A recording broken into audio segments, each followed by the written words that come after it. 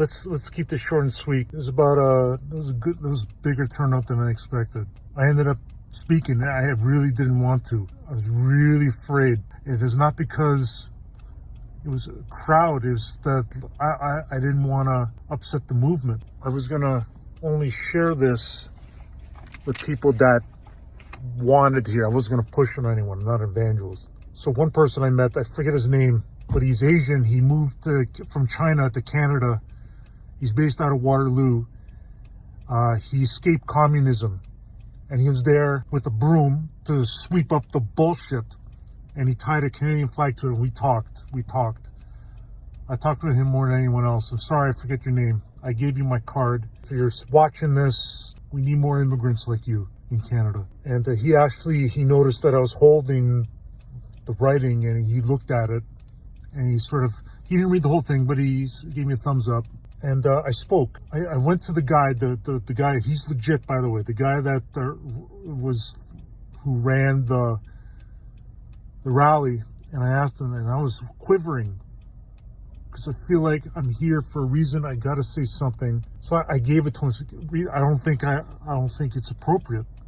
So I gave it to him to read, and he picked up on the poppy, the veterans. He asked me, "Are you veterans?" And no, but he says, "We'll talk about the veterans." And I was like, okay. So I wasn't gonna do it, but I was just like, what's the point of me being here? I have something to say that people are afraid to say, or they don't even realize when it's too late. So I got up, I grabbed the blowhorn, and I don't know what I said. I was so pumped up on adrenaline, and my nerves, but people were filming me.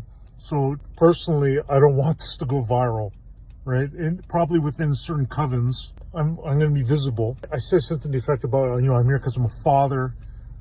I have a daughter and a son.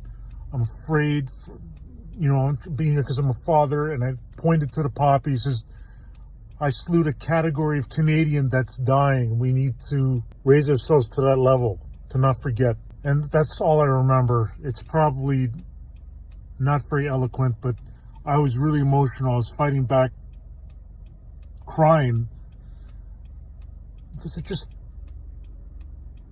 was so afraid. I didn't want the spotlight, but I knew that I had to say something, because I'm in my cushy little town, but in Toronto, probably maybe 150 people, at least.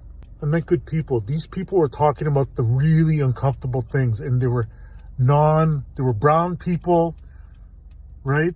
Arab, Indian, and they were talking about the real nitty-gritty, nasty stuff that's here and that's coming. I was like, these are the issues that are being spoken out loud that I'm afraid to speak in my little town. As the male, as the political analyst, I'm the one that has to protect my family. I don't want attention, negative attention. These Antifa, these bullshit, they're more pathetic in person than they are that you've seen on TV. They're so pathetic. Such garbage human beings. Garbage, to be honest. Some people kind of got under their skin. Everyone's like, yeah, don't pay them any mind. Don't give them attention. That's what they want. So I'm glad I went. Will I do this again? I might have to. That's the thing. I don't know. This isn't like some sort of, yay, I had my little outburst. This is in Canada, and more's coming. I may have to do this again. And I don't want to. I want to stay comfortable. But that's not what this is about. It's just not. Anyways, I'm fucking exhausted. My stomach is in knots. I pray this doesn't go viral. I really don't. Because I don't want to deal with it. I don't want to deal with the fallout. I would be being attacked because I'm making people uncomfortable. And goddamn right, you should be uncomfortable. We marched down Yonge Street with the police. It was organized. It was an organized rally. I was very impressed.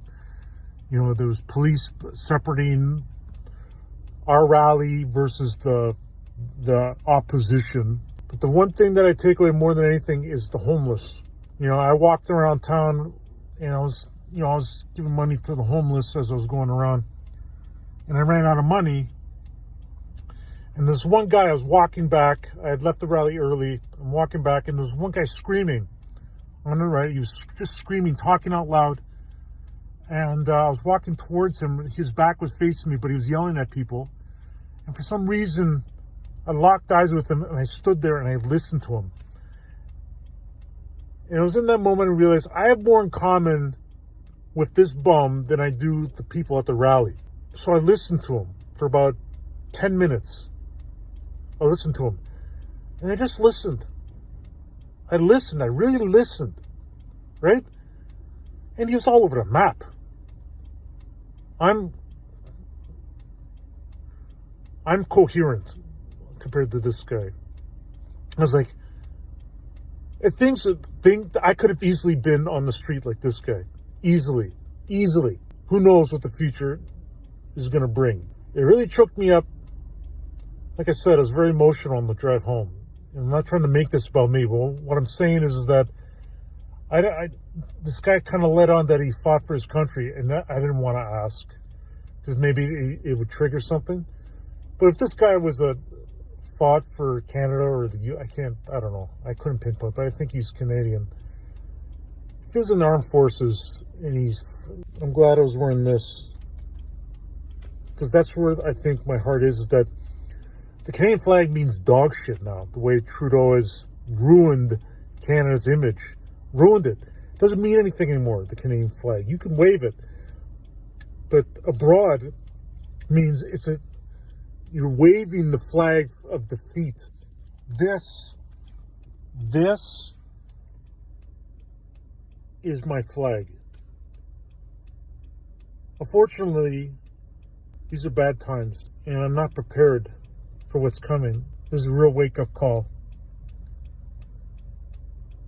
You know, clearing your conscience is one thing, but you gotta go. I feel like I have to go beyond that. I have to go to more rallies. I gotta do it for my kids. I gotta do it for your kids.